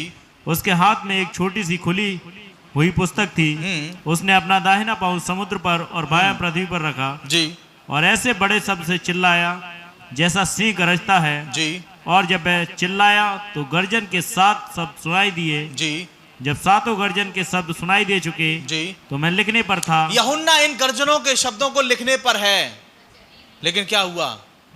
क्या हुआ आगे? चिल्लाया तो गर्जन के 7 शब्द सुनाई दिए। जब 7 गर्जन के शब्द सुनाई दे चुके, तो मैं लिखने पर था। जी। पर मैंने स्वर्ग से यह शब्द सुना। जी। जो बातें गर्जन के उन 7 शब्दों से सुनी हैं, जी, उन्हें गुप्त रख और मत लिख। उन्हें गुप्त रख और मत लिख। लिखने के लिए मना करवा दिया। यीशु मसीह ने वहां छोड़ा। उस दिन उस घड़ी के विषय में कोई नहीं जानता भैया, और यूहन्ना ने यहां छोड़ा। उसे मना कर दिया गया कि मत लिख गर्जनों को। अब यूहन्ना किसकी तस्वीर है? यानी कि यूहन्ना जो दुल्हन की तस्वीर है, वो गर्जनों को सुनेगी। हालेलुया। वो गर्जनों को सुनेगी। लेकिन आइए थोड़ा सा और पढ़ते हैं आगे। यहां तक कि यूहन्ना इसके बारे में लिख नहीं सका। नहीं, उसे यहां पर से लिखने के लिए मना कर दिया गया था। आप सबने बाइबल में पढ़ा? भाई ब्रैनम अपनी बाइबल में 2 बार थपाते हैं। देखिए वहां केवल उसने इसे नहीं लिखा था, परंतु यह मौन है। 241 पैराग्राफ। और वे 24 प्राचीन जो खुदा के सम्मुख खड़े थे, जो अपनी बीड़ाएं बजा रहे थे, उन्होंने अपनी बीड़ाएं बजाना रोक दी। हालेलुया। स्वर्गदूतों ने स्वर्ग में अपना गीत गाना रोक दिया। सोचिए, वे पवित्र करूब और सराफ जिन्हें यशायाह ने मंदिर में उसे देखा था, 6 जोड़ों 3 जोड़े पंखों के साथ, 2 उसके मुंह पर और उसके पैरों पर, 2 से उड़ रहा था। और दिन और रात जो खुदा के सम्मुख पवित्र पवित्र पवित्र प्रभु खुदा सर्व सामर्थी गाते हैं। और यहां तक कि जब वे भीतर आते हैं या मंदिर में आते हैं तो मंदिर के खंबे उनकी उपस्थिति से हिल गए और यह पवित्र साराप शांत हो गए। स्वर्गदूतों ने गीत गाना रोक दिया। नबी कह रहे हैं जब सातवीं मोहर खुली तो 24 प्राचीन जो बीड़ाएं बजाते हैं उन्होंने बीड़ाएं बजाना एकदम से शांत कर दी।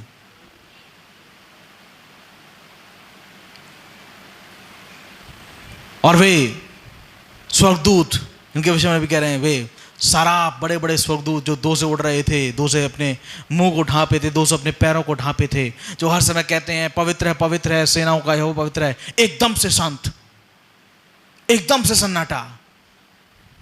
और यहां तक कि स्वर्ग में जितनी चीजें थी, अगर वहां कोई भी चीज आवाज कर रही होगी, एकदम शांत, एकदम चुप्पी।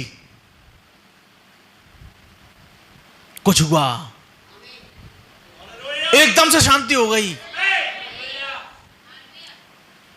और करें इसे हम नहीं जानते, इसे हम नहीं जानते, लेकिन क्या हो इसे आप जान जाएं। बोलो प्रभु यीशु मसीह की क्या हो इसे आप जाने, क्योंकि ये बातें उसने अपने लोगों के लिए रखी हैं। पूरा स्वर्ग शांत है, कोई भी आवाज नहीं हो रही। वे स्वर्गदूत जो हर समय पवित्र है सेनाओं का यहोवा पवित्र है कहते रहते हैं, एकदम से शांत। 24 प्राचीन शांत, चारों जानदार शांत, हर एक कोई शांत हो गया। स्वर्ग के अंदर एक सन्नाटा सा छा गया और यह पवित्र शराब शांत हो गए। स्वर्गदूतों ने गीत गाना रोक दिया। ओहो, खुदा की उपस्थिति में उड़ते हुए पवित्र पवित्र पवित्र गाते हैं, वे सब शांत हो गए। कोई स्वर्गदूत नहीं गा रहे थे, कोई तारीफें नहीं, कोई वेदी की सेवा नहीं, कुछ भी नहीं। वहां शांति थी। इस स्तब्ध स्वर्ग में आध घड़ी के लिए मौत सा सन्नाटा था, सिर्फ सन्नाटा स्वर्ग में। जो रैप्चर में जाने की चाह रखते हैं, रैप्चर में चाह रखने वालों जरा ध्यान सुने, क्योंकि ये कुछ जुड़ा है। इतनी बुद्धि भैया हम तो नहीं मार पाएंगे। मत मारो, कौन कह रहा तुमसे मारो तुम, लेकिन बैठे खुदावंद के पास, दुआएं करें अपने लिए कि आपको ये चीजें समझ में आए। बड़ी सिंपल। अभी तक तो कुछ खोला भी नहीं है। अभी तक तो भैया 8वां अध्याय पहली आयत पढ़ी है कि जब 7वीं मोहर खोली तो आध घंटे का सन्नाटा हो गया। और सन्नाटा क्यों हुआ? क्योंकि सब शांत हो गए। लेकिन ऐसा हुआ क्या था? ये सब शांत हो गए थे। हालेलुया। ध्यान सुने, कोई स्वर्गदूत नहीं गा रहे थे, कोई तारीफें नहीं, कोई वेदी की सेवा नहीं, कुछ भी नहीं। वहां शांति थी। इस स्तब्ध स्वर्ग में आधा घड़ी के लिए मौत सा सन्नाटा था। 244 पैराग्राफ। इस आधे घड़ी के लिए स्वर्ग की सारी सेना शांत थी। सिर्फ बाइबल में यही किस जगह पाई जाती है जहां पे बिल्कुल शांति है। क्या हो रहा है यहां पे भाई? ये तो इतनी हाई अलर्ट वाली चीज हो गई, एक तरीके से इतनी खुफिया चीज बन गई, जैसे हम कह सकते हैं बाइबल के अंदर एक खुफिया चीज, एक ऐसी चीज शायद जिसे खुदावंद छिपाना चाह रहे हैं। वो चाहते नहीं कि हर कोई इसे जाने। सबको शांत करा दिया उन्होंने, क्योंकि वो चाहते नहीं कि हर कोई इसे जाने, लेकिन वो ये चाहते हैं कि हाँ कुछ लोग हैं जो जाने, उन्हीं के ऊपर खोलूंगा मैं। हालेलुया। जब ये 7वीं मोहर का भेद छुटकारे की पुस्तक में से खोला गया, इसे जरा सोचिए। परंतु यह तोड़ दी गई, यानी 7वीं मोहर तोड़ी गई, खोली गई। मेमने ने इसे तोड़ा, और हम जानते हैं मेमना प्रभु यीशु मसीह है, क्योंकि प्रकाशित 5 में लिखा है कि यहूदा के गोत्र का वह सिंह 7 मोहरों को तोड़ने के लिए इच्छावंत हुआ है। इसे सोचिए जरा। परंतु यह तोड़ दी गई, 7वीं मोहर खोल दी गई। मेमने ने इसे तोड़ा। आप जानते हैं क्या? मेरा विश्वास है कि वे इससे विस्मित हो गए थे। वे नहीं जानते थे वहां था वह, वे तो बस ठहर गए थे। आगे पढ़ रहा हूं आपके लिए। क्यों? यह क्या है? अब हम में से कोई नहीं जानता। नबी कह रहे हैं हम में से कोई नहीं जानता कि यह क्या था, ये सन्नाटे में क्या हो रहा है। हम में से कोई नहीं जानता, परंतु मैं आपको बताने जा रहा हूं। नहीं कह रहे हैं परंतु मैं आपको बताने जा रहा हूं मेरे इसके प्रकाशन में। वो कह रहे हैं और अब मुझे अति बाधे होने की आदत नहीं है, यदि मैं हूं तो मैं इससे अनभिज्ञ हूं। मैं कोई ऐसा व्यक्ति नहीं हूं जो भटकी हुई चीजों को या काल्पनिक चीजों को करने वाला हूं। नबी कह रहे हैं मैं कोई ऐसी बात नहीं आपके सामने नहीं बोल दूंगा जो ऐसी काल्पनिक हो या वैसी सी बात हो। मैं जो भी कुछ बोल रहा हूं मेरे पास एक प्रकाशन है, उस बेस पे मैं आपके लिए बोल रहा हूं। नबी कह रहे हैं 247, मैंने कुछ बातें कही हैं जो हो सकता है कि कुछ लोगों को विचित्र लगी हों, परंतु जब खुदा इसके पीछे आता है और इसे प्रमाणित करता है और कहता है कि यह सत्य है, तब यह खुदा का ही वचन है। समझे? यह उस प्रकार से अजीब लग सकता है। आगे पढ़ रहा हूं। और अब आज रात जितनी निश्चित रूप में मैं यहां प्रचार मंच पर खड़ा हूं, मेरे पास यह प्रकाशन आया था जो प्रकट किया गया। यह तीन परतों के रूप में है। यह प्रकाशन 7वीं मोहर का कितनी परतों में है? तो लिख के ले जाओ, या ये पहले भी मैं आपको कई बार बताया है, लेकिन अभी हम एक फर्क चीज को समझ रहे हैं ना, इसलिए आप ध्यान रखना 7वीं मोहर का प्रकाशन 3 परतों में है।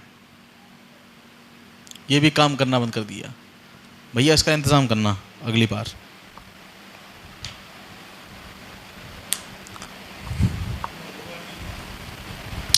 तीन परतों में है। हालेलुया। तो 7वीं मोहर का प्रकाशन, 7वीं मोहर के विषय में जानकारी कितनी परतों में रखी गई है? 3 परतों में, जिनके विषय में मैं आपको बताऊंगा खुदा की सहायता से। उसकी परतों के विषय में, यानी कि नबी जानते थे, नबी जानते थे। बोलो प्रभु यीशु मसीह की। जी हां, यहां है वह प्रकाशन, उसे आरंभ करने के लिए जो मैं आपको बताना चाहता हूं कि यह क्या है जो घटित हुआ। वह यह है, वे 7 गर्जने जिनको गरजते हुए सुना और उसे लिखने के लिए मना कर दिया था, यही तो वह भेद है जो उन एक के बाद एक लगातार होने वाली 7 गर्जनों के पीछे है। यानी कि 7वीं मोहर से 7 गर्जन जुड़े हैं। ये हमारा नबी कह रहा है। बोलो प्रभु यीशु मसीह की। और उन 7 गर्जनों में क्या है? वो लिखा है कि उसे यूहन्ना को लिखने के लिए मना कर दिया गया।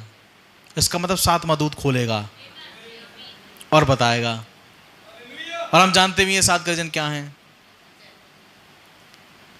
लेकिन अभी आज हम जो बात कर रहे हैं ना, उस मैसेज की शॉर्ट को एक मैसेज आएगा, उसकी बात, उसके एवज पे हमने ये 1963 को दोबारा से उठाया है कि हुआ क्या था।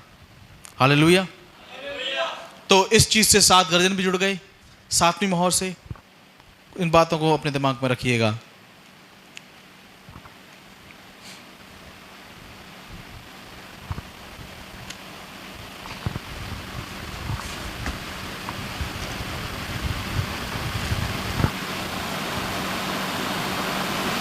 मैं आपके लिए थोड़ा सा आगे से पढ़ूंगा। 249 पैराग्राफ लिखा है, अब क्यों, आइए इसे साबित करें। यह वह भेद है जिसके विषय में कोई नहीं जानता। यूहन्ना को इसके विषय में, इस विषय में लिखने के लिए मना कर दिया गया था। यहां तक इसके विषय में संकेत तक लिखने को, यानी कोई संकेत भी नहीं लिखा गया, कुछ भी टेढ़ा मेढ़ा कुछ भी नहीं लिखा गया वहां पर, सिर्फ ये लिखा गया आध घड़ी का सन्नाटा था। यूहन्ना को इसके विषय में लिखने के लिए मना कर दिया गया था, यहां तक कि इसके विषय में संकेत तक लिखने को। क्यों? यही कारण था कि वहां कोई हलचल भी नहीं थी स्वर्ग में, कहीं यह भेद को प्रकट ना कर दे। क्या आप इसे देखते हैं? भाई ब्रैनम कह रहे हैं अगर थोड़ी सी भी हलचल होती तो पता लग जाता कि ये क्या चक्कर है। लेकिन खुदावंद ने उसे पूरी रीति से गुप्त रखा है। बोलो प्रभु यीशु मसीह की। 250। यदि यह इतनी महान बात है तो इसे सम्मिलित कर लेना चाहिए था, क्योंकि इसे तो घटित होना ही है। परंतु जब 7 गर्जनें, अब ध्यान दें, जब 7 स्वर्गदूत अपनी तुरहियों को बजाने के लिए आए तो वहां एक गर्जन हुई। जब इस्राएल इकट्ठा हुआ था तो वहां एक तुरही थी। जब समय और ना रहेगा भाई, अंतिम तुरही एक गर्जन है। इस सारे कोड को हम बाद में देखेंगे, लेकिन अभी एक विशेष चीज पे मुझे पहुंचना है क्योंकि समय निकल रहा है। 252। परंतु यहां तो लगातार 7 गर्जनें हैं, एक के बाद एक, पंक्ति में 1 2 3 4 5 6 7, एक सिद्ध अंक। 7 गर्जनें एक के बाद एक उच्चारित हुई। केवल 1 2 3 4 5 6 7 लगातार भाई ब्रैनम पुलपिट पर लगातार 7 बार ठक ठक करते हैं। तब स्वर्ग ऐसे नहीं लिख सके थे। स्वर्ग इसके विषय में नहीं जान सकते, कुछ भी और नहीं, क्योंकि वहां कुछ हो ही नहीं रहा है। यह एक विश्राम का समय था। यह इतना महान था कि इसे स्वर्गदूतों से भी छिपा कर रखा गया। अगला पैराग्राफ। अब क्यों? यदि यह शैतान के हाथ में पड़ जाए तो वह बड़ा नुकसान कर सकता है। ये सन्नाटा इसलिए क्योंकि शैतान को पता नहीं लगना चाहिए। इसका मतलब शैतान को पता ना लगे, मेरे बच्चों को पता लगे। केवल देख रहे हैं आप खुदावन को? खुदावन चाहता है कि मेरे परिवार के लोग जाने, मेरे लोग समझे कि ये क्या है। शैतान कभी ना जानने पाए। और ये खुदावन का प्रेम है। इसे कहते हैं खुदावन का दिव्य प्रेम, उसका महान प्रेम। उसने जो अपनी जान दी और लहू बहाया, और जब 7वीं मोहर खुली उसमें सन्नाटा था। भाई ब्रैनम कह रहे हैं इसलिए भी था कि शैतान ना जान जाए कहीं, क्योंकि ये गड़बड़ी पैदा कर देता है। इसका मतलब शैतान कभी नहीं जान पाएगा। हालेलुया। शैतान कभी नहीं जान पाएगा, लेकिन कुछ होंगे खुदावंत के लोग, हालेलुया, जो इन चीजों को समझेंगे। दुनिया नहीं जानेगी, आपका पड़ोसी नहीं जानेगा, यहां तक कि आपके घर में भी अगर कोई विश्वासी नहीं है वो भी नहीं जान पाएगा। केवल आप जानेंगे। खुदावंद आपके ऊपर खोलेगा। तो क्या आप चाहते हैं कि आपके ऊपर खुले? बोलो प्रभु यीशु मसीह की। क्या आप चाहते हैं कि ये भेद, बड़ी बात, ये सन्नाटे का भेद, इसमें क्या था?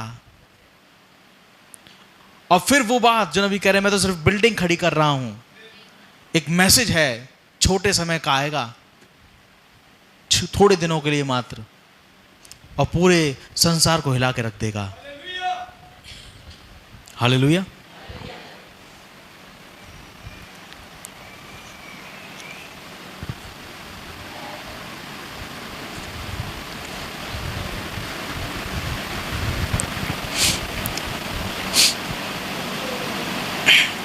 अब क्यों?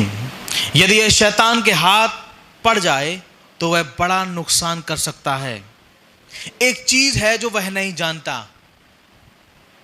अब वह जिसको चाहे उसका अनुवाद कर सकता है और किसी भी किस्म के वरदान की नकल कर सकता है। मैं आशा करता हूं कि आप समझ रहे हैं।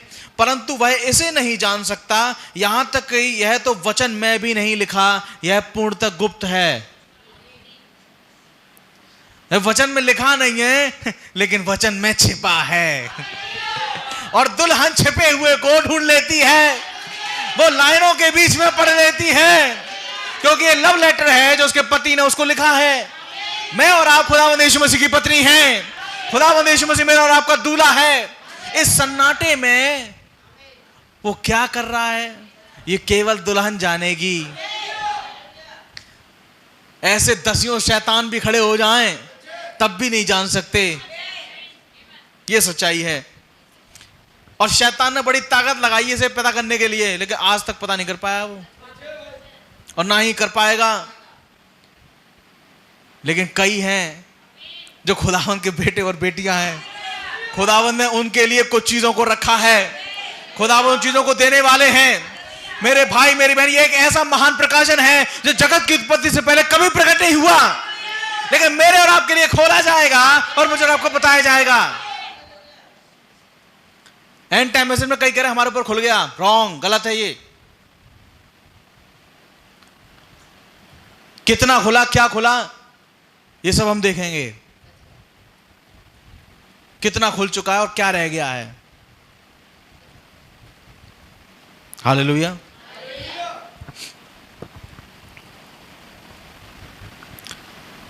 सातवीं मोहर खुल गई, वो खुल चुकी है, और सातवीं मोहर का भेद 3 परतों में है, और शैतान इसे कभी नहीं जान पाएगा, लेकिन खुदावंत के लोग जानेंगे।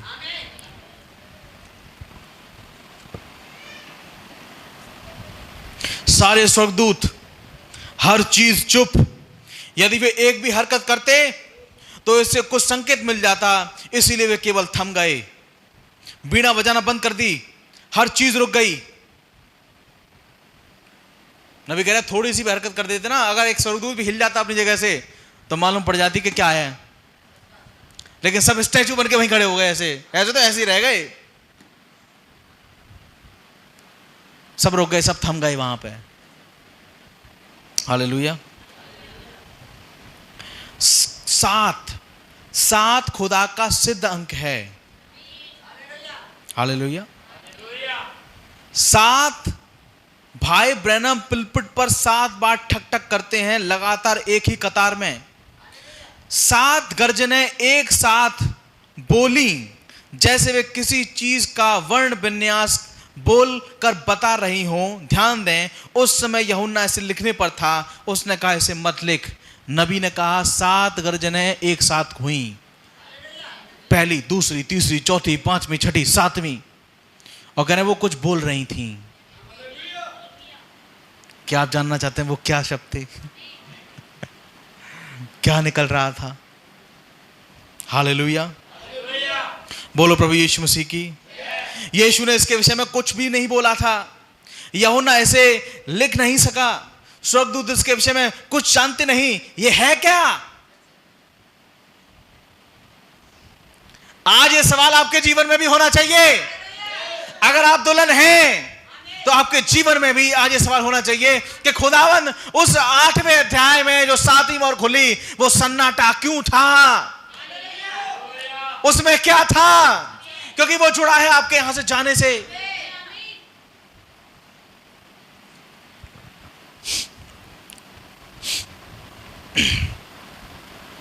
बोलो प्रभु यीशु मसीह की। यूहन्ना ऐसे लिख नहीं सका, स्वर्गदूत इसके विषय में कुछ जानते नहीं। यह है क्या? यह वह चीज है जो यीशु ने कही थी। यहां तक कि स्वर्गदूत भी इसे नहीं जानते, इसके विषय में कुछ भी समझे। वह इसे स्वयं भी नहीं जानता था। यीशु मसीह स्वयं भी इसे नहीं जानते थे। कहा केवल खुदा इसे जानता है। आप सुनिए, परंतु उसने हमें बताया। हालेलुया। परंतु उसने हमें बताया, जब हम इन चिन्हों को सामने आना आरंभ होते हुए देखें। अब आप कहीं पहुंच रहे हैं, सभा कहती है आमीन। ध्यान दें, हम देख रहे हैं कि चिन्ह सामने आना चालू कर रहे हैं। इज़राइल अपनी जगह पर मौजूद है, एक नबी आ गया, सारी चीजें हो रही हैं। ये सब चिन्ह हैं कि अब कुछ होने वाला है। हालेलुया। जी हाँ। 258 पैराग्राफ। यदि आप चाहते हैं कि कुछ घटित हो, अब आपको इसके लिए मेरे वचन स्वीकारना होगा। नबी कह रहे हैं यदि आप चाहते हैं कुछ घटित हो तो इसके लिए आपको मेरा वचन स्वीकारना होगा। यदि मैं कुछ करने की योजना बना रहा हूं तो मैं इससे भला जानता हूं कि मैं किसी को इसके विषय में बताऊं। यह नहीं कि वह व्यक्ति किसी को बता देगा, परंतु शैतान इसे सुन लेगा। वह इसे वहां से तब तक नहीं ले सकता, वहां मेरे हृदय में से, जब तक कि खुदा ने इसे पवित्र आत्मा के द्वारा बंद कर रखा है। नबी कह रहे हैं ये मेरे हृदय में है, पैक है अंदर, इसका भेद अंदर पैक है। कह रहे हैं मैं बोलूंगा तो शैतान सुन लेगा, और कह रहे हैं कि वो तब तक नहीं सुन सकता जब तक कि मैं बोलूं ना, और वो मेरे अंदर से नहीं निकाल सकता इसको। यानी कुछ ऐसी चीज जो अंदर है, कुछ ऐसा भेद जो खुदावन ने ही रखा है। आप खुदावन के योजना में जगत की उत्पत्ति से पहले ही थे, तो क्या खुदावन ने जगत की उत्पत्ति से पहले ही आप में कुछ फिट किया है क्या? शैतान इसे जानने की बहुत कोशिश करेगा लेकिन नहीं जानने पाएगा। शैतान ने बहुत जानने की कोशिश करी कि मूसा का क्या हुआ, लेकिन भाई ब्रैनम समझाते हैं कि जब मूसा पिसगा की चोटी पर पहुंचा तो शैतान उसके पीछे पीछे था और यह जानना चाहता था कि शैतान के साथ होगा क्या, वो मूसा के साथ क्या होगा।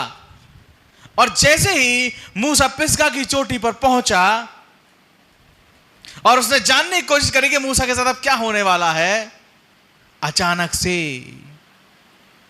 उसके सिग्नल, उसके टीवी का तार काट दिया खुदा ने। उसे कुछ नहीं दिखाई दे रहा। जैसे टीवी होती है, सिग्नल चल जाए तो मच्छर से भरा जाते हैं उसके ऊपर। पहले बोलते थे अरे के सिग्नल चले गए, मच्छर से आ गए इसमें। ऐसे ही मच्छर से भराने लगे शैतान की आंखों के सामने। वो तो मच्छरों को देख रहा था, उतने में खुदावंद ने मूसा का पुनरुत्थान किया और उसको उठाकर अपने यहां ले गया।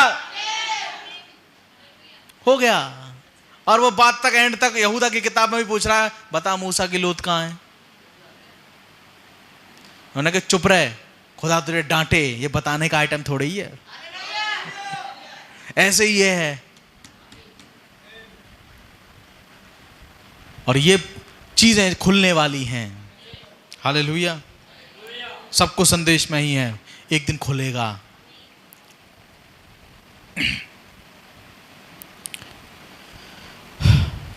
वह इसे वहां से तब तक नहीं ले सकता, वह मेरे हृदय में, भी कह रहे हैं ये चीज मेरे हृदय में है। शैतान इसे मेरे हृदय में से नहीं निकाल सकता। हालेलुया। क्योंकि पवित्र आत्मा के द्वारा इसे बंद कर दिया गया है। बोलो प्रभु यीशु मसीह की। हमारे पास समय पूरा हो रहा है। आगे की बात हम आगे पढ़ेंगे, बस कुछ बातें हैं उसके बाद मैं खत्म कर रहा हूं। और अभी हमें इसमें से बहुत पढ़ना है, इसलिए हम इसे अगले मंगल को आगे बढ़ाएंगे। लेकिन कुछ बातें हैं जिनको बोल के मैं आपके लिए खत्म करना चाहूंगा। एक मोहर जो कि 7वीं मोहर है, सबसे बड़ी मोहर, जिसमें सारी चीजों का अंत है, उसमें कलीसिया कालों का अंत है, इसमें मोहरों का अंत है। आमीन। और इसमें तुरैयों का अंत है, इसमें कटोरों का अंत है, इसमें 1000 साल की बादशाहत है, इसमें नया आकाश नई पृथ्वी है, इसमें सारी चीजें हैं। और जब वो खुली मोहर तो उसमें सन्नाटा था। और नबी 1965 में खड़े होकर कह रहे हैं उस संदेश में, और ये नहीं जानते संदेश का नाम, उस संदेश में 1965 में नबी कह रहे हैं कि मैं तो बस एक बिल्डिंग खड़ी कर रहा हूं, लेकिन अब वो घड़ी बहुत जल्दी आने वाली है कि जब कुछ घटेगा, कुछ बड़ा घटेगा। एक मैसेज आएगा, एक शॉर्ट क्विक मैसेज आएगा जो सारे संसार को हिलाएगा। तो इसका मतलब कुछ रुका हुआ है, कुछ अभी खुदावन ने रोक के रखा है। कुछ एक ऐसी चीज जो अभी तक पता नहीं है, कुछ एक ऐसी चीज जिसका अभी प्रकाशन लोगों को स्ट्राइक करना बाकी है, लोगों से एक प्रकाशन अभी भी टकराना बाकी है। हालेलुया। और ये प्रकाशन आएगा कहां से? क्या भाई ब्रैनम दोबारा आएंगे प्रचार करने? नहीं। ऐसा कभी मत सोच लेना कि भाई ब्रैनम दोबारा जीवित होकर के आएंगे और प्रचार करेंगे, क्योंकि ये भी एक सोच है लोगों की। ऐसा भी लोग सुनते हैं और मानते हैं, लेकिन हम ये नहीं मानते।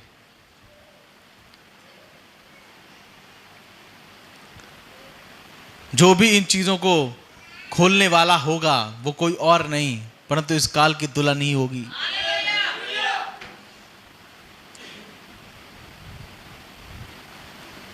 खुदावंत कहां पर कैसे खोलेंगे हम नहीं जानते। इसमें बहुत सी चीजें पूरी भी हो चुकी हैं जो हम आने वाले उसमें देखेंगे, मंगलों में देखेंगे। लेकिन जो बात शॉर्ट क्विक मैसेज की है, ये अभी इंतजारी में है, ये थोड़े दिनों के लिए होगा, और थोड़े दिनों के बाद आप सब जानते हैं हम यहां से चले जाएंगे, और वो थोड़े दिन बस खत्म होने वाले हैं। और ये मैसेज बस अब मैं समझता हूं कि शायद रास्ते में ही है।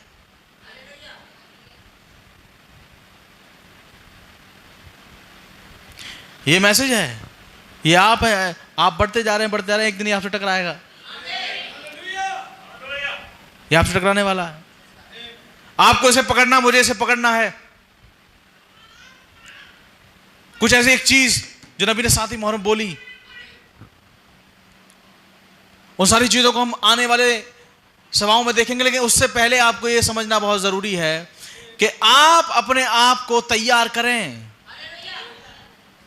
अपनी तैयारी को खुदावंद में बढ़ाते चले जाएं। रैप्चर बहुत नजदीक है, उठाया जाना बहुत नजदीक आ चुका है। आपको क्या लगता है ये सब चीजें ऐसी चलती रहेंगी क्या? नहीं। मैंने आपको पिछले मंगल को बताया था गेहूं के साथ क्या हो रहा है, और अब मैंने आपको बताया था ये फिर से यूसुफ के दिन हैं, क्योंकि यूसुफ के दिनों में अकाल पड़ा था गेहूं का, और लोग इस्राएली लौटे थे मिस्र देश में ताकि उस गेहूं को इकट्ठा करके अपने लिए खा सकें। आज क्या हो रहा है? गेहूं की एक किल्लत जो मैंने आपको पिछले मंगल को समझाया था। अगली किल्लत क्या है? तेल की, जो दुनिया पर मंडराने वाली है। खाने का तेल बहुत महंगा होने वाला है। ये सारी चीजें बहुत आगे बढ़ रही हैं मेरे भाई मेरी बहन। अगले मंगल को मुझे मौका मिलेगा, मैं आपके सामने रखूंगा कि कैसे तेल महंगा होने वाला है, खाने का तेल, रिफाइंड और ये तमाम चीजें। तो फिर ऐसे में हम क्या करेंगे? हम मान के चलो कल को हो जाए हिंदुस्तान में 500 रुपये लीटर, वो सनफ्लावर की आती है, उसकी आती है भैया, किसकी आती है? वो रिफाइंड आती है। मान के जहाँ फॉर्चून आती है और भी आती हैं, मान के हो जाए 500 रुपये की कल को, और ना नहीं है तुम्हारे पास 500, और आप चाहते हैं कि हम फॉर्चून खाएं,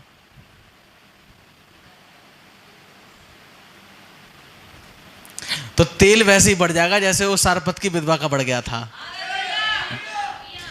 क्यों? क्योंकि उसने एक नबी का सम्मान किया था और उसकी बात को पूरा किया था। आज आपके पास भी एक नबी है, उसका संदेश आपके पास है, और वो संदेश वो था जो एलिया का नहीं था परंतु खुदा का था, जो खुदा ने एलिया को दिया था, और उस संदेश का सम्मान किया उसने। ये दिन अब आने वाले हैं। अब वो समय आ रहा है जब फिर से तेल बढ़ाया जाएगा, आटा बढ़ाया जाएगा, क्योंकि इतना महंगा हो जाएगा कि आदमी मेरे चक्कर में पड़ जाएगा। लेकिन विश्वासियों के लिए किसी भली वस्तु की घटी नहीं होगी। उस दिन वो आयत पूरी होगी कि शेर के बच्चे भूखे रह सकते हैं परंतु मेरे खोजियों को किसी भी भली वस्तु की घटी नहीं हो सकती। ये आयतें अब पूरी होने जा रही हैं, आज भी पूरी होती हैं, लेकिन अब बड़े स्तर से होंगी। जबकि ये चीजें अपने चरम सीमा पर पहुंच रही हैं दुनिया की, तो खुदावंद का कलाम भी अपने क्लाइमैक्स पर पहुंच रहा है और अपने लोगों को वो वहां से बाहर निकालेगा। और जो खुदावंद ने बड़ी बड़ी चीजें अपने लोगों के लिए रखी हैं वो बहुत ही जल्दी आपको मिलने वाली हैं।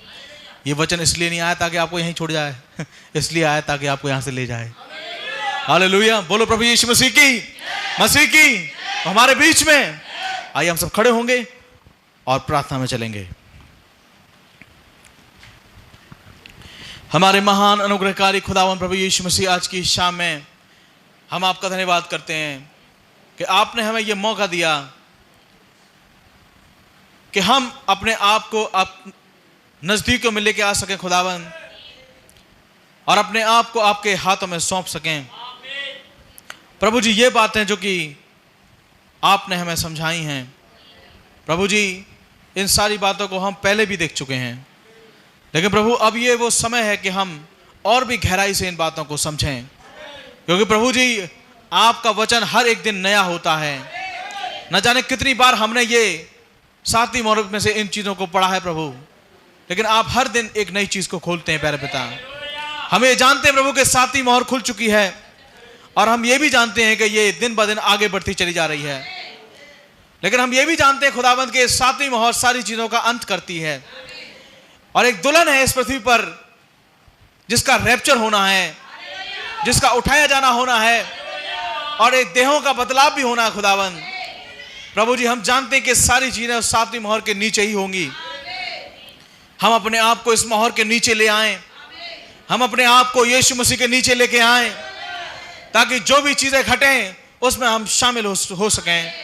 खुदावंद हम अपने आप को नम्र और दीन करते हैं और अपने आप को आपके चरणों पर लेकर आते हैं खुदावंद यीशु मसीह, कि आप हमें नम्र और दीन बनाए खुदावंद, जिससे कि हम उस राजा के कमरे में प्रवेश कर सकें।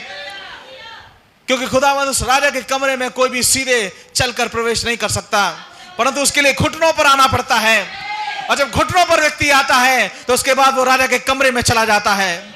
प्रभु यीशु मसीह होने पाए कि हम में से प्रत्येक जन अपने जीवनों में घुटनों पर आने पाए खुदावंद यीशु मसीह, क्योंकि ये बहुत जरूरी है।